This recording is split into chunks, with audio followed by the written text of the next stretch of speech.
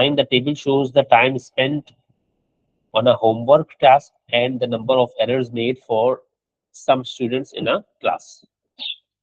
Table आपके पास है, उसमें आपके पास number of errors Y axis पे है, time taken to complete the homework is on X axis, complete the scatter diagram, the first 6 points have been plotted for you. तो पहले 6 पॉइंट्स उन्होंने प्लॉट किए हुए, नेक्स्ट 4 पॉइंट्स आपने plot करने हैं, इसके आपको 2 नंबर मिल जाएंगे।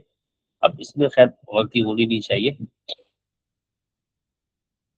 तो क्या कह रहे हैं भाई इस सवाल में हम लोग, 60 मिनट्स में 9 मिस्टेक्स, यानी 60 पे 9। पहला पॉइंट जो प्लॉट करेंगे वो हो गया ये। फिर उसके बाद 65 पे 7, 65 पे 7 इज दिस, 63 पे 8, 63 पे 8 यहाँ हो गया, 63 पे 8, 70 पे 7, 70 पे 7। ठीक है, सबसे पहला काम आपने प्लॉट कर लिए। On the scatter diagram draw a line of best fit. अब लाइन ऑफ बेस्ट फिट मैं आपसे बता चुका, अपने अपने हिसाब से बनाई जा सकती है, बस कोशिश कीजिएगा कि ज्यादा से ज्यादा पॉइंट्स से या ज्यादा से ज्यादा पॉइंट्स के पास से गुजारने की कोशिश करें लाइन को। तो जो मैं बना रहा हूँ वो है जी।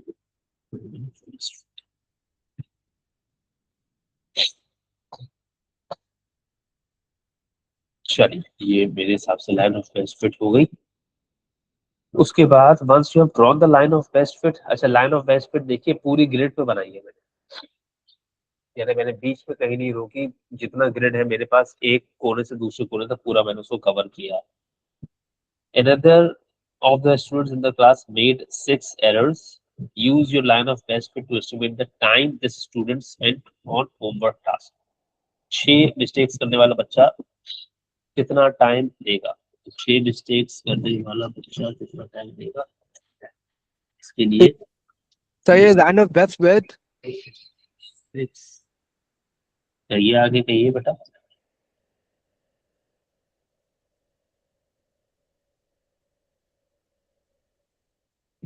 सर हेलो हाँ कहिए आगे कहिए, लाइन ऑफ बेस्ट फिट को क्या हुआ? सर, ये लाइन ऑफ बेस्ट विथ है, ये बनती कैसे है? ये नहीं देर आया समझ में मुझे। देर से ज्वाइन की क्लास आपने? मेरे हेडफोन्स काम नहीं कर रहे थे, उनको उनको ठीक कराया था। सही है, वेट कीजिए। चले जी, ये हुआ आपका 73, 73 मिनट्स। एक दफा दोबारा बताया था लाइन ऑफ बेस्ट फिट के लिए मैं, हमारे पास अमूमन 10 या 12 पॉइंट्स होते। जब ये 10 या 12 पॉइंट्स आप प्लॉट कर देते हैं तो आपको ये तो समझ आ जाती है कि इन सारे के सारे पॉइंट्स को मिलाकर एक स्ट्रेट लाइन नहीं अचीव की जा सकती। हमें जी। कहा जाता है एक लाइन बनाए जो इन सारे के सारे पॉइंट्स के लिए बेस्ट फिट करती हो। तो आप सबके सब पॉइंट्स को ज्वाइन नहीं कर पाते।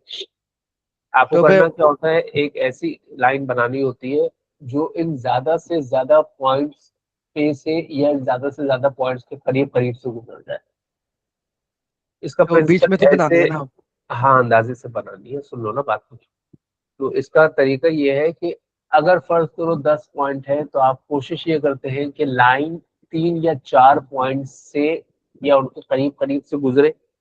3 या 4 पॉइंट्स लाइन के ऊपर रहे और 3 या 4 पॉइंट्स लाइन के नीचे रहे।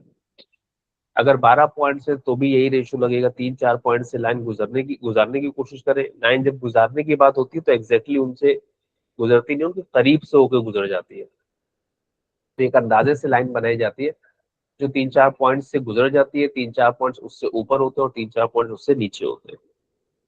सही। जी सर।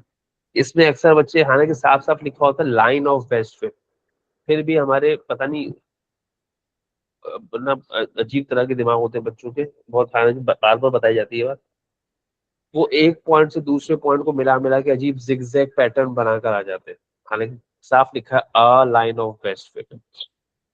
तो ख्याल रखिएगा, इसमें अक्सर बच्चे ये करते हैं कि वो सारे के सारे पॉइंट्स को, एक को दूसरे से, दूसरे को तीसरे से, तीसरे को चौथे से अजीब तरह की पता नहीं वेव बना कर आते हैं। सही है। जी सर।